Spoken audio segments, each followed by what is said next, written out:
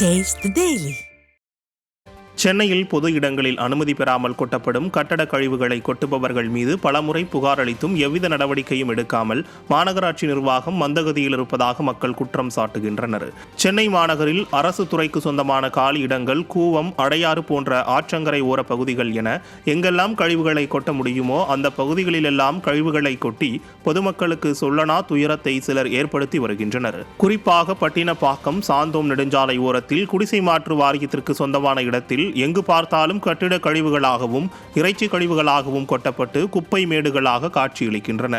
இதனால் அவ்வழியாக பயணிக்க முடியாத நிலை இருப்பதாக கூறும் பாதிக்கப்பட்ட மக்கள் புகார் அளித்தாலும் மக்கள் நலனில் துளியும் அக்கறையில்லாத மாநகராட்சி நிர்வாகம் கண்டுகொள்வதில்லை என்றும் வேதனை தெரிவிக்கின்றனர். சாந்தோம் ஹைவே நெடுஞ்சாலேருந்து குறுக்கில் எங்கள் வீட்டுக்கு போகிறதுக்கு ஒரு வழி இருக்குது. அந்த வழியில் பார்த்திங்கன்னா ஒரு லைட் இல்லை, ஒன்றும் இல்லை. அது இல்லாத இந்த சிக்கன் கடை, அந்த கோழி கடை வச்சுருக்க அந்த கழிவெல்லாம் எடுத்துகிட்டு வந்து கொட்டிடுறாங்க. அது காக்கா கழுகு பறந்துக்கின்னு ஒரே நாறுது. இது இல்லாத பில்டிங் இடிக்கிற அந்த பொருள் எல்லாம், கட்டிட கழிவுகள் எல்லாம் எடுத்துகிட்டு வந்து கொட்டிடுறாங்க. எத்தனை தடவை 1913 ஒரு கார்பரேஷன் நம்பர் அது.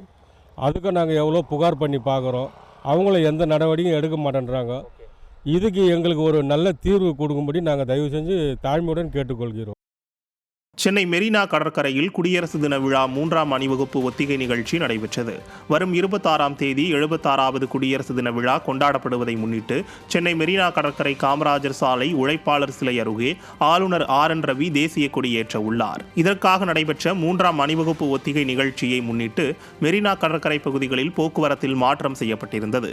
மேலும் ஒவ்வொரு ஆண்டும் காமராஜர் சாலை காந்தி சிலை அருகே நடைபெறும் குடியரசு தின விழா மெட்ரோ பணிகள் நடைபெறுவதால் உழைப்பாளர் சிலை அருகே உள்ளது. ஒத்திகை நிகழ்ச்சிகள் மற்றும் குடியரசு தினமன்று காலை 6 மணி முதல் நிகழ்ச்சி முடியும் வரை காமராஜர் சாலை காந்தி சிலை முதல் போர் நினைவு சின்னம் வரை வாகனங்கள் அனுமதிக்கப்பட மாட்டாது என தெரிவிக்கப்பட்டுள்ளது.